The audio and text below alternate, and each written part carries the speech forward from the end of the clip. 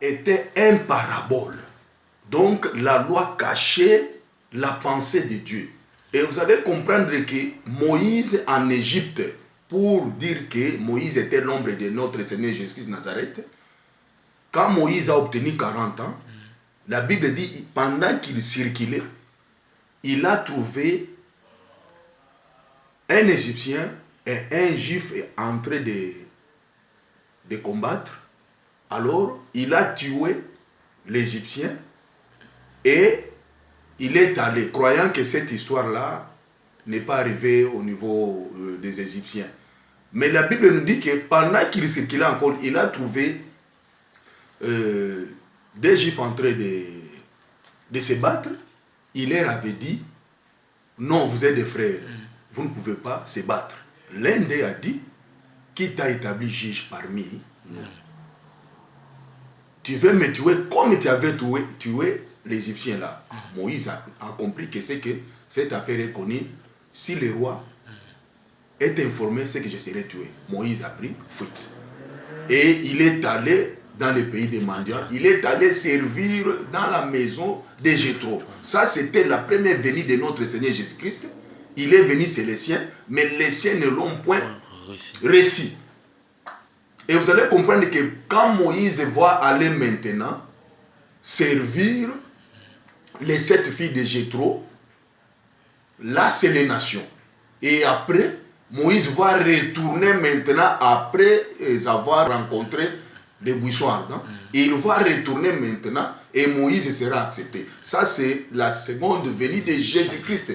Quand il viendra maintenant dans sa gloire, pour exterminer toute autorité qui sera établie sur la terre. Amen. Maintenant, pour sauver la maison d'Israël, et ils seront acceptés. C'est pourquoi tout ce que Moïse faisait, c'était l'ombre. Mais la réalité, c'est Jésus. Mais quand Jésus-Christ est venu d'abord, il a commencé d'abord à répéter Moïse.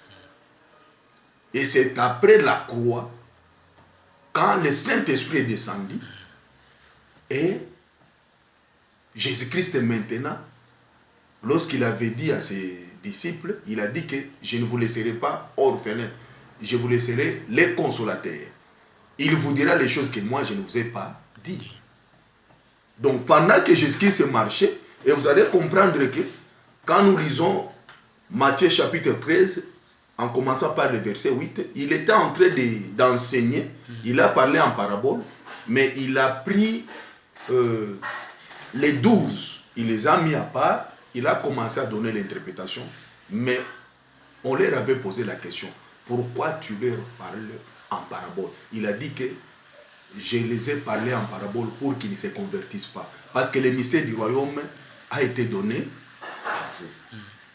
Donc aujourd'hui, il n'y a pas de grands prophètes sans Moïse, sans Jésus.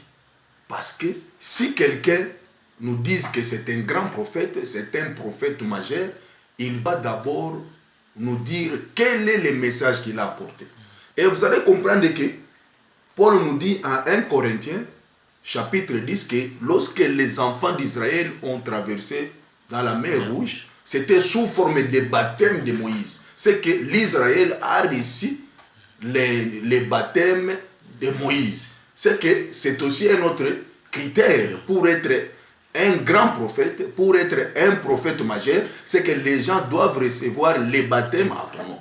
Et vous allez comprendre que nous, aujourd'hui, nous recevons les baptêmes au nom de Jésus-Christ. Parce que Jésus-Christ, c'est le prophète qui devait venir.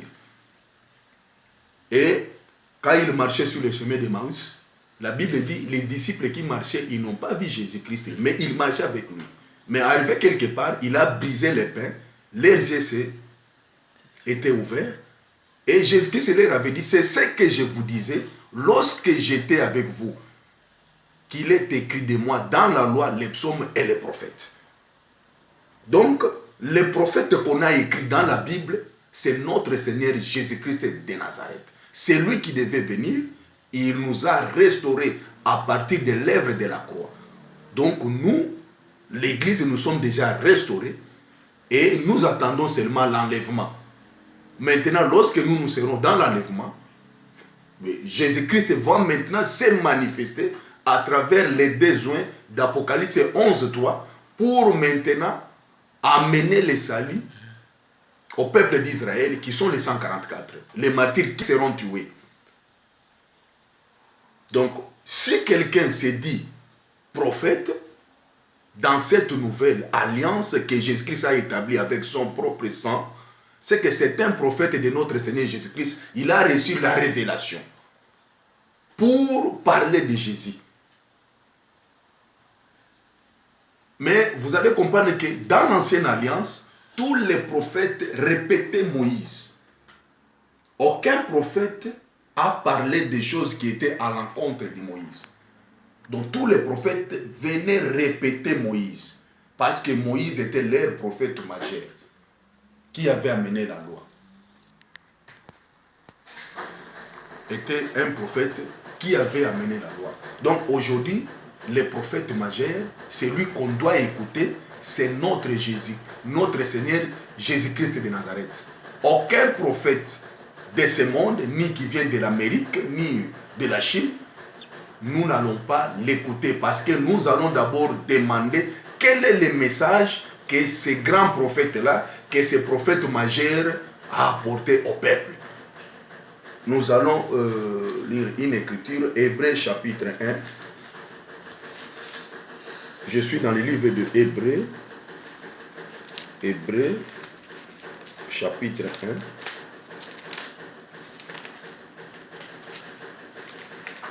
Je lis dans le nom puissant de Jésus-Christ. Après avoir autrefois, à plusieurs reprises et de plusieurs manières, parlé à nos pères par les prophètes, Dieu, dans ces derniers temps, nous a parlé par le Fils qu'il a établi et héritier de toutes choses par lesquelles il a aussi créé le monde.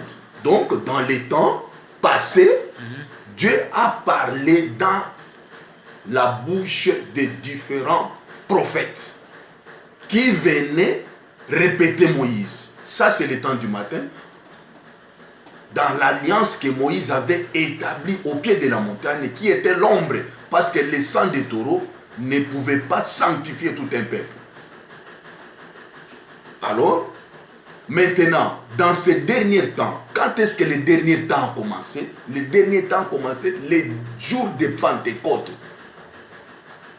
Dieu nous parle à travers son Fils qu'il a établi héritier. Or, le Fils aujourd'hui, c'est les 5 grâces ministérielles aujourd'hui. Donc, quand les 5 grâces ministérielles nous prêchent, c'est que c'est Jésus qui parle à travers. Parce que c'est lui qui a fait de nous comme apôtres, comme prophètes, comme pasteurs, comme évangélistes, comme docteurs.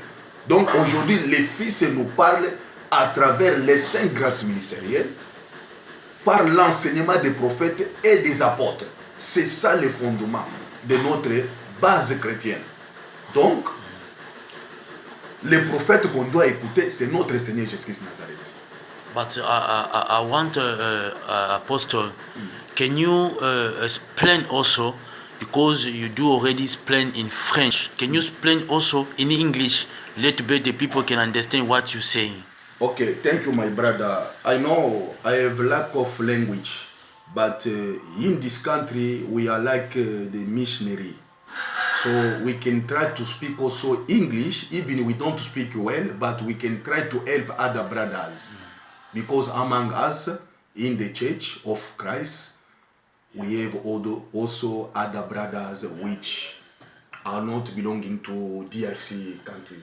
So, I was talking about the major prophet in the Bible. So, to try to help the children of God through the scriptures. So, to bring the light. Because the 5 Grace Ministry had given authority so to preach, to protect the children of God to the fake teaching. Because you cannot reject the fake teaching if you do not have the good.